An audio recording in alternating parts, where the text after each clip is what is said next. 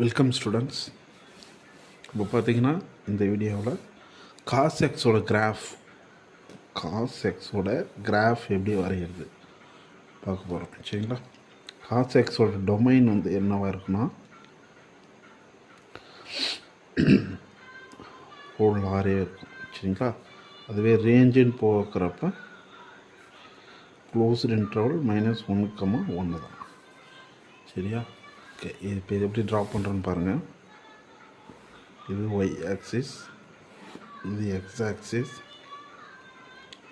இப்படி போயிட்டு இவர் வந்து 0 டச் பண்ணாமல் அப்படி மேலே போயிட்டு வருவார். இப்படி தான் நம்ம காஸ் எக்ஸோட கிராஃபை ட்ரா பண்ணோம். இதெல்லாம் 0 ஆகிற பாயிண்ட்டு. எங்கெல்லாம் 0 ஆகும்? காசு 2n+1 /2ல் 0 ஆகும். சரிங்களா? இது வந்து 1, இந்த பாயிண்ட்டு வந்து -1. இது அப்பர் லிமிட் 1, லோயர் லிமிட் அதிகபட்சம் இது 1 அட்டைன் ஆகும், குறைந்தபட்சம் -1க்கு போகும் பள்ளமாக. இப்போ இந்த பாயிண்ட்டு தான் என்னது?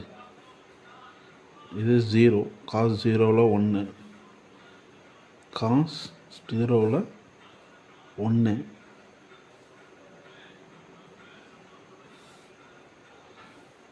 இந்த பாயிண்டில் என்னவா இருக்குன்னா காஸ் π/2. π/2. இந்த பாயிண்ட்டு 3π/2. இந்த பாயிண்ட்டு 5π/2. இந்த பாயிண்ட்டு 7π/2. இந்த பாயிண்ட்லாம் என்னவாயிடும்? 0 ஆகிடும். இதில் வந்து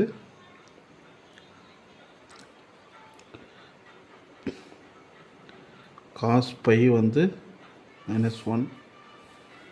இந்த பாயிண்ட்டு காஸ் 2π வந்து +1 ஆகிடும். சரிங்களா? Thank you students.